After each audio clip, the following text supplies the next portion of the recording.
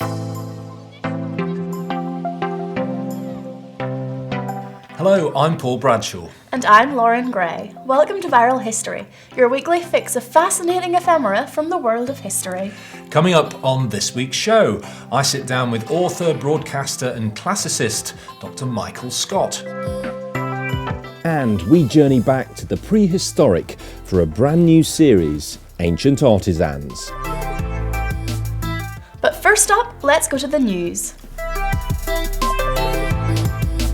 The remains of 5 lost Archbishops of Canterbury have been found during renovation work in London. The hidden tomb was exposed beneath the Garden Museum in Lambeth. And lyrics written by Henry VIII's last Queen, Catherine Parr, are to be performed for the first time in 470 years. The music was a collaboration with Thomas Tallis. Next up, Dr. Michael Scott is known to millions on our screens from TV series like Italy's Invisible Cities and Roman Britain from the Air. But Viral History had great pleasure in talking to him about his other area of expertise.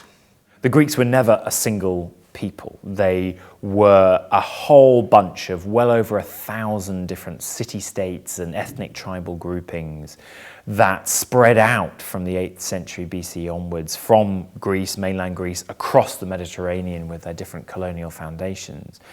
And really when they searched for what brought them together, Herodotus is the famous Greek historian who claims that really the only things that brought them together were a common language, a common blood, and common customs, common religious customs in particular. Frankly, on everything else, they disagreed, and they spent most of their lives at each other's throats as well, at war with one another. The only time you can really start to talk about a unified Greece, and even then it's quite dodgy, is under sort of Philip of Macedon, the father of Alexander the Great, and then under Alexander the Great as he sort of creates, for such a brief period, a 10-year period before he dies, this mammoth empire stretching from Greece all the way to the shores of the River Indus in India. And after that, those people are touched by Greek culture for centuries to come. But are we going to call them Greeks? It is the unanswerable question. Why was their civilization so important? Crucially, because the Greeks are a moment in our kind of human story. They're a moment of incredibly intense creativity, a furnace, if you like, of invention. One of the most obvious to mention is democracy, direct democracy, born in 508 BC, not because the Greeks intended to give birth to democracy, but a byproduct of their kind of political angst and anger and rebellion.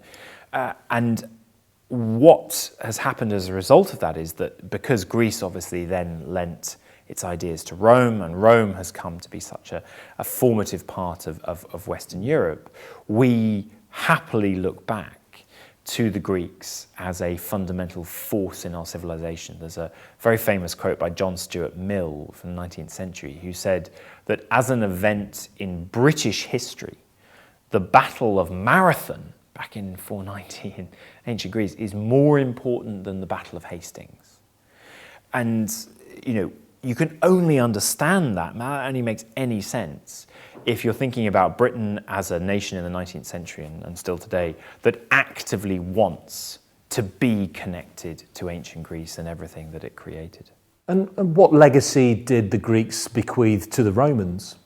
The legacy of the Greeks, I think, is political and things like democracy. It's, in terms of art and architecture, an incredible array of styles of classical art and architecture that were copied in the Renaissance and which are all around us in the architecture of our world today.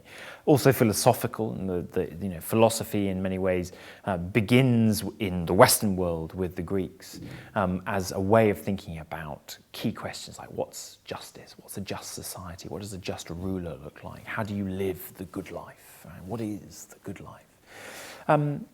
And also elements of our world that we still relish and cherish. The Olympic Games, just finished here in Rio in 2016, is an event that dates back to and tries to encapsulate the spirit of the ancient Greek world.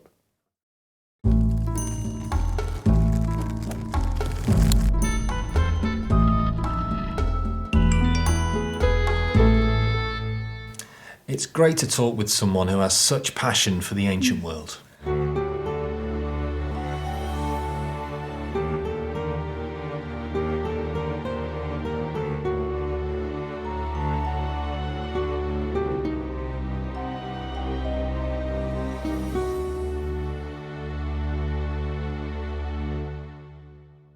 Hello guys, here I am at the Ancient Technology Centre in Cranbourne, and I'm with Dave Stewart here, who is demonstrating some prehistoric tools here. Dave, tell us what you've got here. Well, what I've got is a bred deer antler, which is used as a pick, because obviously there were no metal tools for a long, long time. Yeah. And we're digging a hole to recreate a Mesolithic roundhouse or shelter. And this would have been about the only thing they'd got to pick holes in the chalk, which is a very slow and laborious process. I can imagine. And then, of course, they hadn't got shovels either, so to clear up the mess they'd made, they then used a cow shoulder blade, a scapula here, and scoop it away. And how long would it have taken to dig a ditch in this manner? A long, long time. They were probably far more efficient at it than we are. But even so, yes, it would take a long time to dig a ditch. We have actually found these antlers at the bottom of ditches later in the prehistoric period. So in the Neolithic and the Bronze Age, they were certainly used for excavating. And you were saying that they've actually found marks in the ground that have been used by these implements. Indeed, yes. Yeah. The spiky bit there leaves a nice mark in the edge of the chalk. So you can see that it's been used to lever out the chalk. This is a little boggy for it, not its ideal environment, but hey, it works. Thank you so much for joining us today, Dave. I'll let you get back to your digging, and we'll see you next week, guys, for another episode of Ancient Artisans. Here's Marguerite with On This Day.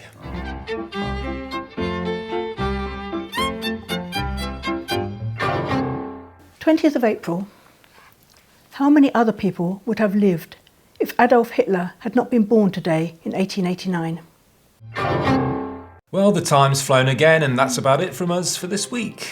Feel free to hit the subscribe button, follow Viral History on Facebook, Twitter and Instagram, like this video, and tune in next week. And remember, what's past is prologue. See you in 7 days.